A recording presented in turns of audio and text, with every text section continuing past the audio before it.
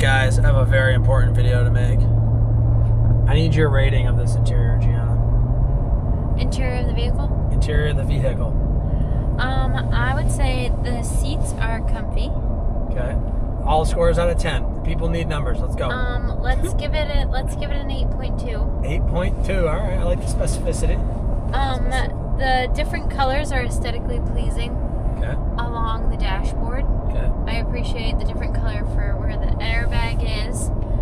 We have another opening slot here that's a different color from this down below, so that's nice. I can appreciate the 4 cup holders. Absolutely. In the center, for 2-drink people like we are. And this is a very big console, which is very helpful. If we open it up, there's plenty of room in there for waters and paper towels and things like that as well, which makes traveling much easier. What do you think of the gauge cluster? Do you think it's aesthetically pleasing? I think that there's a lot going on. I feel like I have a hard time looking at the screen. I feel like the screen isn't in a good place for me personally. I'd prefer it maybe to be a little higher and a little more over. Okay. Or maybe get rid of the phone.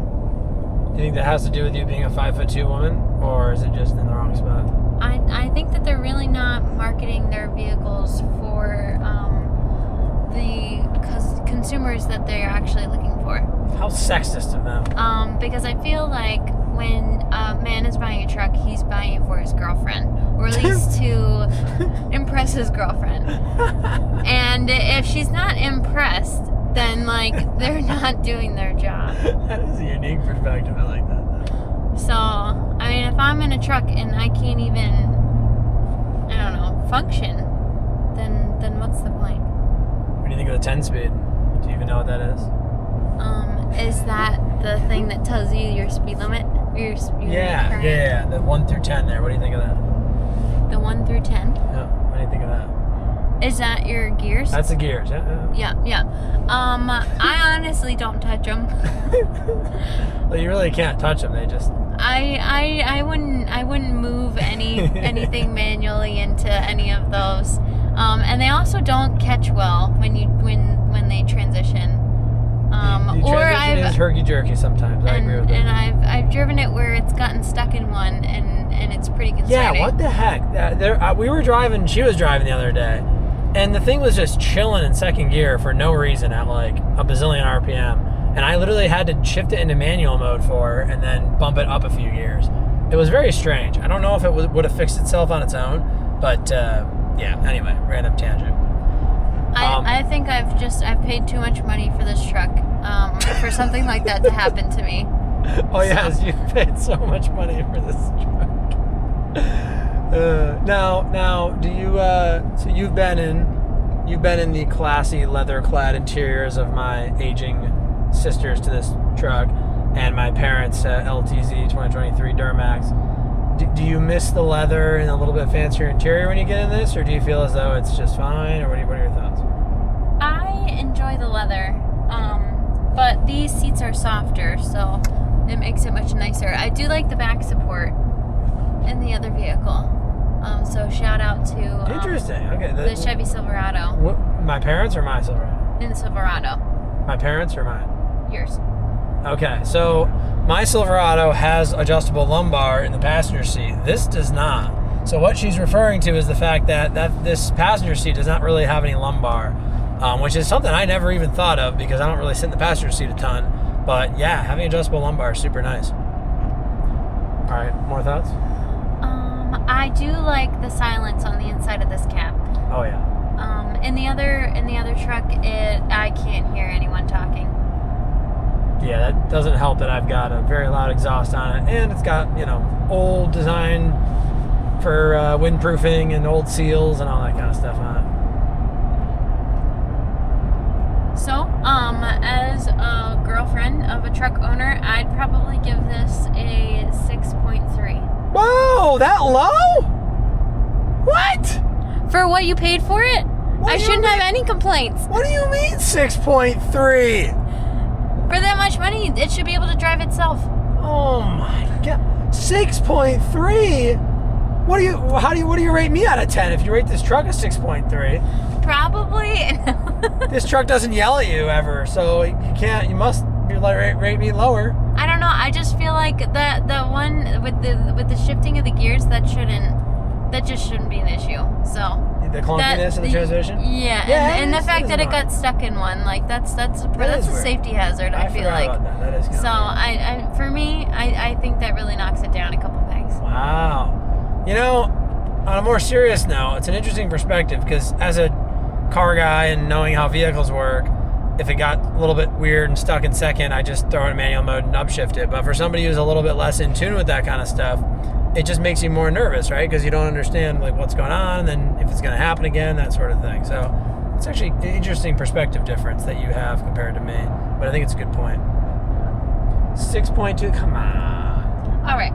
What can I do to... I'll give it a... All right, let's give it a 7.8. No, don't just change your answer because I pressured you. That's not how this works. Stick to your guns, or you better have a legitimate reason why you bumped it up. I bumped it up because you love it. Do you have anything else you want to say about it? I have another question actually.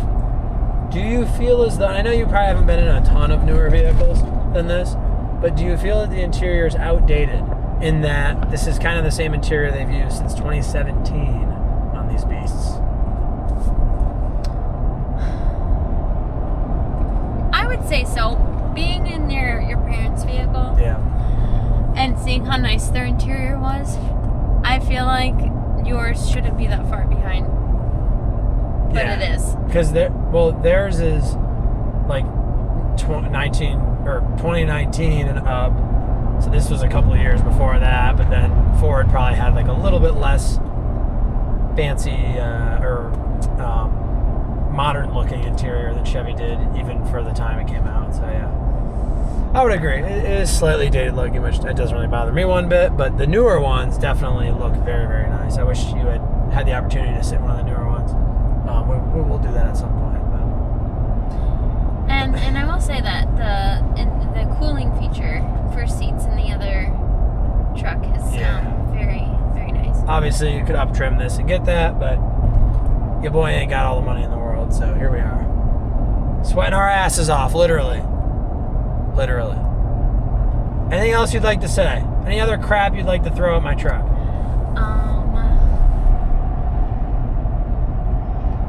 I think it's fairly nice. Very spacious.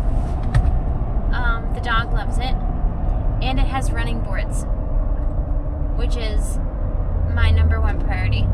Yes, that is a big benefit for you, especially with how tall these things are. Yeah. What do you think of its towing performance with the trailer? You've towed with it. Yeah, I still feel a little uncomfortable towing. But you'd feel more uncomfortable if you weren't towing with... I should say you felt uncomfortable towing because you're towing a big trailer, not necessarily because of the truck. But who knows, because this is a really big truck too, so I'm also not used to driving a really big truck. Right. I guess that's my point. So it's a combo. Yeah. I mean, it's been too long since I've towed with the Silverado. You never did, I don't think. I think I did. On the way down to North Carolina. I don't think I ever had you tow with the Silverado. In year number 1.